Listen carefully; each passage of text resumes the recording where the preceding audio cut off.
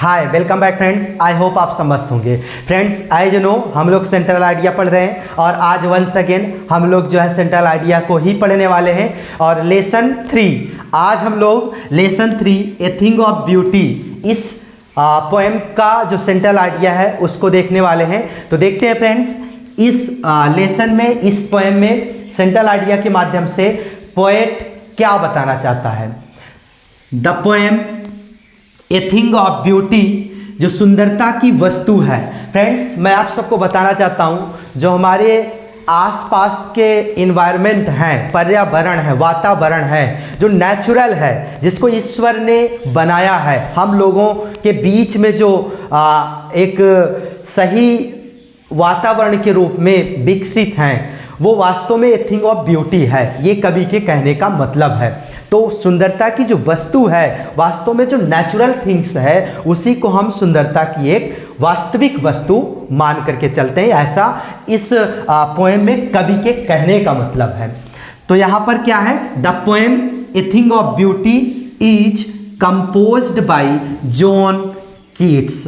मैंने बताया है इसके पहले भी सेंट्रल आइडिया में कि पहली लाइन जो हमारी होनी चाहिए सेंट्रल आइडिया में वो क्या होनी चाहिए, द पोएम, और उस लेसन का नाम, उस पोएम का नाम लिखना है। उसके बाद इज कंपोज्ड बाय, फिर उस कवि या कवित्री का नाम लिखना है। ये सबसे पहली लाइन होनी चाहिए और जिस कवि या कवित्री का हम नाम लिखेंगे उसका नाम ब्लैक पेन से होना चाहिए और साथ में एक सिंगल इन्वर्टेड कॉमा से उसे क्लोज करना चाहिए। आई होप समझ में आ गई होगी ये बात। अब आगे देखते हैं। इन द पोएम, पोएम में, इस कविता में द पोएट, जो पोएट हैं जॉन कीट्स, जो पोएट हैं इस कविता के, टेल्स, बताते हैं दैट कि द ब्यूटीफुल, जो सुंदर थिंग्स, जो सुंदर वस्तुएं हैं, are the sources of great joy. Source का मतलब क्या होता है, स्रोत, जहां से कोई चीज आ रहा हो, मतलब जहां से किसी चीज के आने का एक स्रोत, जो साधन होता है, जो माध्यम होता है, उसे हम क्या बोलते हैं, सोर्स कहते हैं। तो कवि बताता है हम सबको दैट की द ब्यूटीफुल थिंग्स, जो सुंदर वस्तुएं हैं, आर द सोर्स, स्रोत हैं, ऑफ ग्रेट जॉय, आनंद के, एक महान, एक अच्छे, एक बड़े आनंद के स्रोत हैं। मतलब कि एक अच्छे आनंद का जो सोर्स है वो क्या है, सुंदर वस्तुएं हैं। ये कवि के कहने का मतलब है। कवि के कहने का जो मतलब है, हमारे आपके बीच में जो एक प्रसन्नता है, एक जो आनंद है, ये जो मौसम को लेकर के, सीजन को लेकर के, इन्वायरमेंट को लेकर के, वातावरण को लेकर के, हम इन वातावरण के बीच में अगर अच्छे से रह रहे हैं, एक अच्छे स्वास्थ्य के साथ रह रहे हैं, आनंद के साथ रह रहे हैं, तो इसकी सबसे बड़ी वजह क्या है, ब्यूटीफुल थिंग्स है। ये कवि के कहने का मतलब है। ये जो सुंदरता की वस्तुएं हैं हमारे और आपके बीच में घेरा हुआ है, यही जो है ब्यूटीफुल थिंग्स हैं और इन्हीं की वजह से हम प्रसन्न हैं, आप प्रसन्न हैं, खुश हैं और अच्छे से जो है जीवन को यापन कर रहे हैं। ऐसा इस कविता में कवि के कहने का मतलब है। तो आई होप समझ में आ गया होगा। आगे देखते हैं। एंड और हैप्पीनेस, प्रशंसा की, देयरफॉर, कहने का मतलब ये हुआ हैप्पीनेस और ग्रेट जॉय, प्रसन्नता की और अच्छे आनंद की जो सोर्स है, जो स्रोत है, वो हमारे और आपके बीच में जो विकसित वस्तुएं हैं, सुंदर वस्तुएं हैं, वही हैं, वही मेन सोर्स हैं हमारे और आपके बीच में प्रसन्नता और अच्छे आनंद की प्राप्ति का। आई होप समझ में आ गया होगा।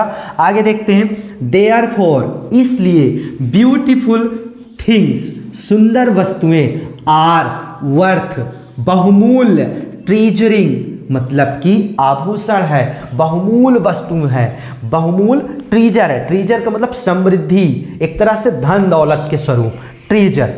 तो ये कहने का मतलब क्या हुआ, इस प्रकार ब्यूटीफुल थिंग्स, जो सुंदर वस्तुएं हैं, आर वर्थ ट्रीजरिंग, एक बहुमूल्य वस्तु है, एक बहुमूल्य धन दौलत के समान है, with the passing of time, समय के साथ साथ, समय के बीतने के साथ साथ, कहने का मतलब कवि क्या कह रहा है आगे कि विद द पासिंग टाइम, समय के बीतने के साथ साथ a things of beauty become more joyful.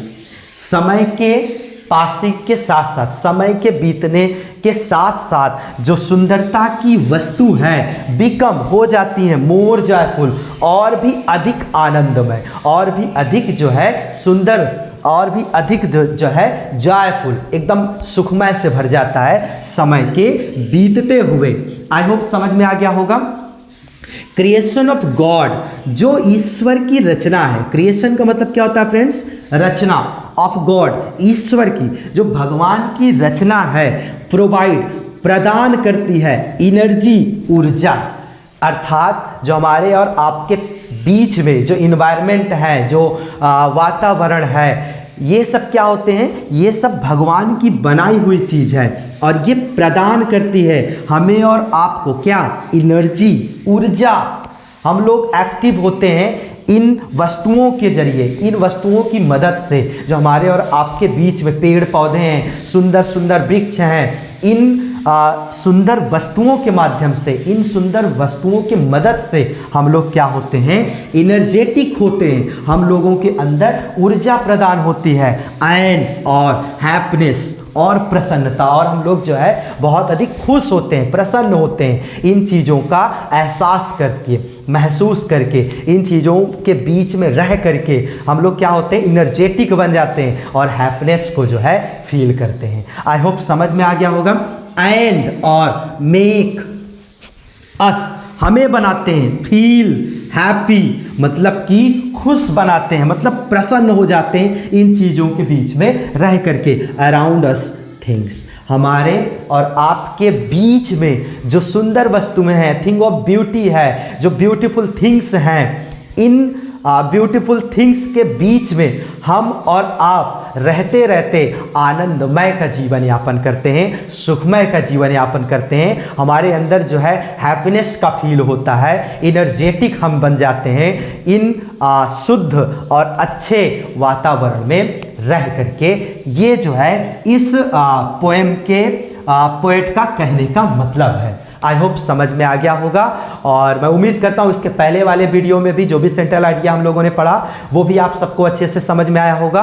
और फ्रेंड्स, हम लोग लेसन 5 तक पूरा सेंट्रल आइडिया देखने वाले हैं, और एक जरूर आने वाला है आपके एग्जाम में। सो फ्रेंड्स, जिस तरीके से मैं बोर्ड में लिख करके मेंशन करके आपको मैं बता रहा हूँ, एज इट इज आप जो है नोट डाउन करते हुए चलिएगा। पक्का एक आपको क्वेश्चन पेपर में दिखने को जरूर मिलेगा। 4 नंबर अगर आपको एज इट इज, मतलब 4 नंबर अगर आपको पूरा चाहिए है, तो फिर एज इट इज जिस तरीके से मैंने यहाँ पर मेंशन किया है, एज इट इज ऐसे ही आप जो है बोर्ड की कॉपी में लिख करके अगर आते हैं तो आपको पूरा में 4 में 4 पूरा नंबर मिलने वाला है। सो फ्रेंड्स, मिलते हैं एक नेक्स्ट वीडियो में एक नए आर्टिकल के साथ। तब तक के लिए बहुत बहुत धन्यवाद।